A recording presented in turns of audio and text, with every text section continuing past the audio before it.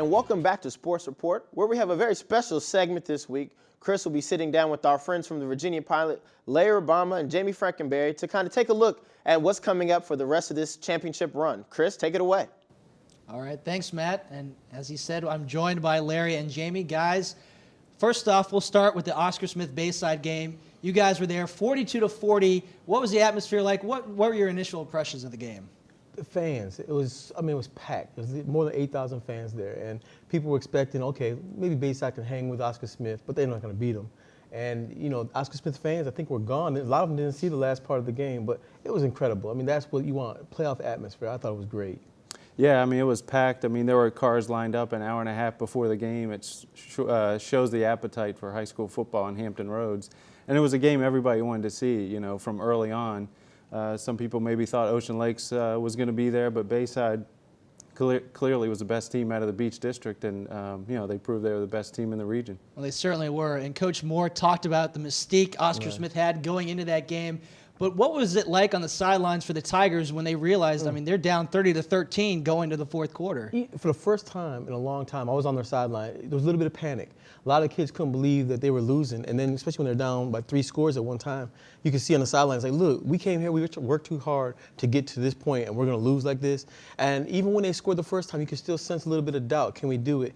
Then when they cut it to, you know, they had to the late scores at the end, there was a thought like, okay, we're going to be back. And Bayside was like, no, we're not going to be denied. And it was really interesting to see it. And you could see Coach Morgan as well, looking frustrated, wondering what could happen, and seeing a team that wasn't afraid to punch them in the mouth, and they didn't go away.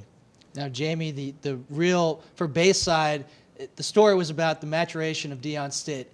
From his freshman year, looking like a rattled kid in the playoffs when they lost to Woodside, to this season leading the Bayside team undefeated. And this game, he really showed to be a big-time quarterback. Yeah, he was on target from start to finish. And, you know, it's not easy to pick apart an Oscar Smith defensive backfield. You know, Mylan Bluford's one of the best players in the area, and they're loaded with talent in the defensive backfield. And time after time, you know, Stitt found his receivers, and, you know, you got to credit Demetrius Nicholson and Anthony Cooper for getting open, but he hit them in stride a couple times and burned them deep, especially in the third and fourth quarters. Now, with this loss, Oscar Smith back to the drawing board, or is this sort of, this isn't going to change the landscape of things in Division VI, do you think? No, one of the things that Morgan said is Bayside is still loaded. They got quarterback is only a sophomore, running back's only a sophomore. They got a lot of good juniors coming back. You know, every year Oscar Smith's going to have talent. So even Morgan said we expect to see this team the next couple of years. I even talked to the quarterback, J.J. Williamson, from Oscar Smith, and he says, you know, we expect to be back next year. So I think those two teams, unless somebody else surprises, I know Great Bridge has been talking and some other teams, I think it could be those guys once again battling it out for the next 2 years. Now, we'll get to Bayside's chances in the semifinal game in a second, but we'll take a look at the season as a whole. The 2010 season, there were some surprises, but there was a lot of chalk at the top, really. But what were some of the storylines that you guys were impressed with this season? The running back from Green Run, incredible. I mean, nobody knew who this kid was. You know, even he said, you know, I didn't even play much last year. I think he played 2 varsity games. And Lambert, and he just had Draquez Lambert had an excellent season. I mean, each game, people knew he was going to get the ball, and he still ran well. And I thought Great Bridge, you know, that 9-0 till they got to Oscar Smith was pretty impressive. We'll see what happens. They got to move that next step. They haven't been able to make that next step yet. We'll see what happens with them. And Jami? Yeah, I mean, I think maybe the biggest surprise was Ocean Lakes not being in that, at least the semifinals. But, you know, the Dolphins were banged up all season. LaFonte Thorogood, I think he missed parts of 3 games, missed all of 1 or 2. And they just never really were healthy, although late in the season it looked like they were back to being healthy. But, you know, they couldn't get past Salem. And, you know, Bayside beat them during the regular season with Thorogood in the lineup. So, but I think that was probably the biggest surprise that we saw this season. Now, in Division 5, you guys weren't there, but I'm sure you have some thoughts about the Phoebus-Hampton game. 12-7, closest game since 2005. And Larry, we were talking off the air. You were very surprised at how close Hampton kept it. Yeah, because Phoebus seemed like it just destroyed teams. And I saw Hampton the week before against Norcom. While they did beat Norcom, Norcom had their chances to make it a good game. And I just said, okay, well, Hampton will probably lose by 4 touchdowns. And they almost were the team that advanced from this area. So it makes you wonder now, is Phoebus, maybe that was the game Phoebus needed to say, okay, look, we're not as good as we think we are. We still need to play some football. But I still think they're going to win the state title. And Phoebus, Jamie, I mean, I think the state championship game maybe wasn't quite last week, but there's still Stonebridge to deal with. I think they look like the best team in Division 5 in the northern part of the state. But Phoebus, with Tyree Lee running the ball, I mean, they've got some great weapons on offense, and I think they're going to win the state title. I think it's a pretty much a no-brainer, although Stonebridge may disagree with me. All right, we'll turn our attention now to Division 6 and Bayside.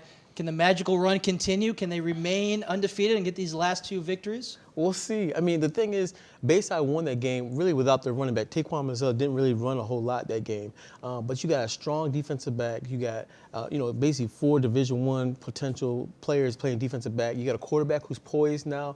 You got the running game and the defense. The defense, I mean, they showed that they can, battle right with anybody. And a lot of us have talked before about the beach not being strong enough, but they showed that line was real impressive, and I think they got a good chance. And their kicker, I think they gotta make those field goals, make those extra points, which could come back and bite you in the end.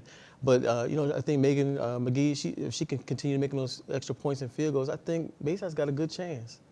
Yeah, I mean, Hermitage is 13-0, 12-0, I think, heading into the state semifinal this weekend. You don't go 12-0 in the Central Region without being pretty good. So, Bayside's probably going to have their hands full.